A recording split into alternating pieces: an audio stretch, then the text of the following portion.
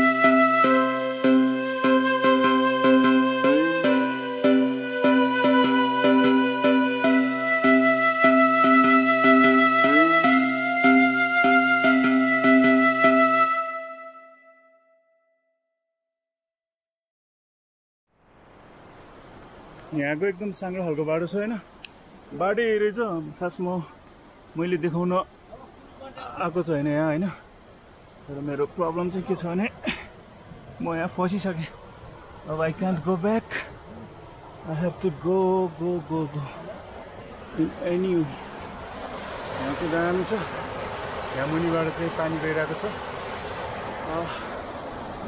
झर्ना भयो अति नै दामी ठाउँ छ ठाउँ चाहिँ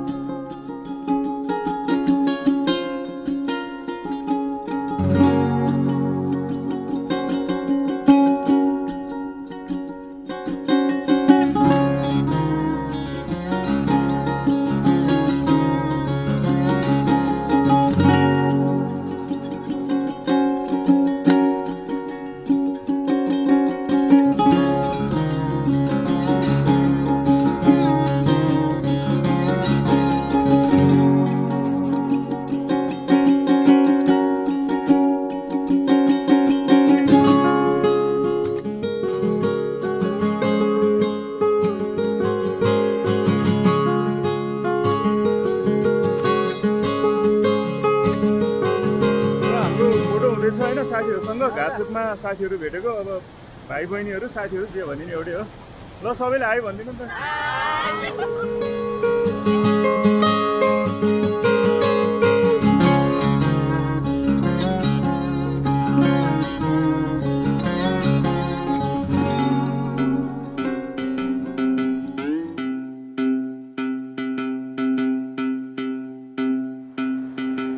माया पहाडी बस्थिन् अनि म वारी बस्थेँ बिचमा ठुलो खोला थियो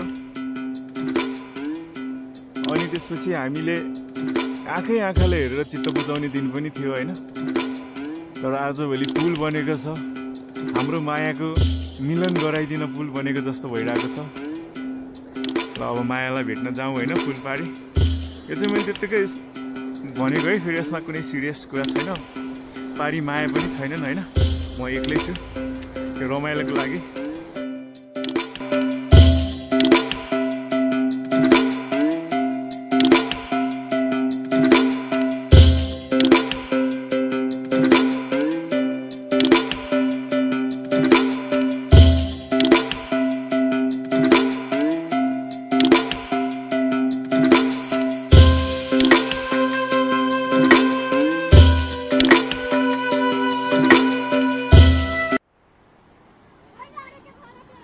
हजुर यो पुल चाहिँ दामी छ होइन यो पनि घाचोकमै भएको पुल हो अनि यसको कस्तो छ भने स्ट्रक्चर होइन जियोग्राफिकल स्ट्रक्चर भनेको चाहिँ अब बिचमा खोला छ अनि उतातिर अर्को साइड छ यतातिर अर्को साइड छ अनि हाम्रो ऊ पनि चाहिँ लोकेसनको नाम पनि यो पुलभन्दा पारी चाहिँ लाचोक हो होइन अनि यो पुलको वारी चाहिँ घाचोक हो कि लाचोक र घाचोकलाई जोड्ने काम गरिरहेको छ यो पुलले दामी छ भ्यू चाहिँ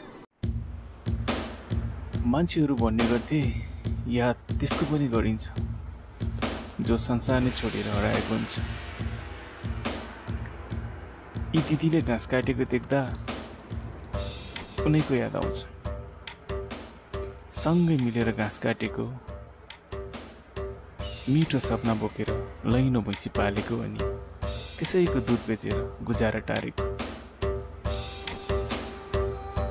तर के गर्नु, समय एउटै बिन्दुमा कहिल्यै बसेन। किन हतार होला नि यो समयलाई?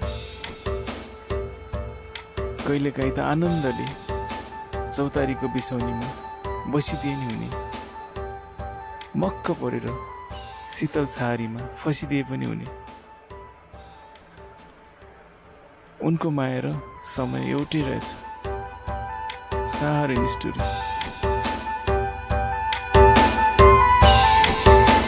अनि स्कुल किन नगएको? हजुर,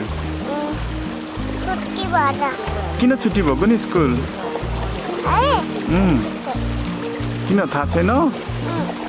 अनि घाँस काट्ने को हो? अनि तिमीलाई नि घाँस काट्न आउँछ? तिमीलाई गाना गाउन पनि आउँछ? ल गाइदेऊ न एउटा गाना, गाइदेऊ न, अङ्कलले तिमीलाई मिठी दिनुहुन्छ नि।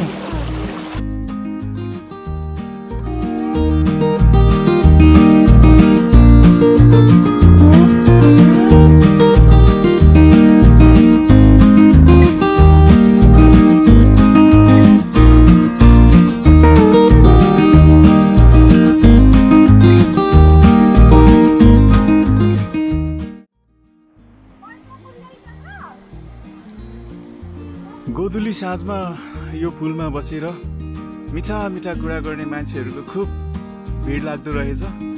त्यही भिडमा बसेर हामीले पनि केही मिठा गफहरू पनि सुन्यौँ। अब त दिन पनि बिस्तारै ढल्दै गएको रहेछ। अब चाहिँ हामी पनि पोखरातर्फको यात्रामा अगाडि बढ्दैछौँ। अहिलेसम्म दिनभरि मजाले घुम्यो यो ठाउँ, रमाइलो रहेछ। अब के भन्ने, तपाईँहरूलाई पनि यदि यो ठाउँ घुम्नु मन छ भने चाहिँ आउनु हुन सक्नुहुन्छ।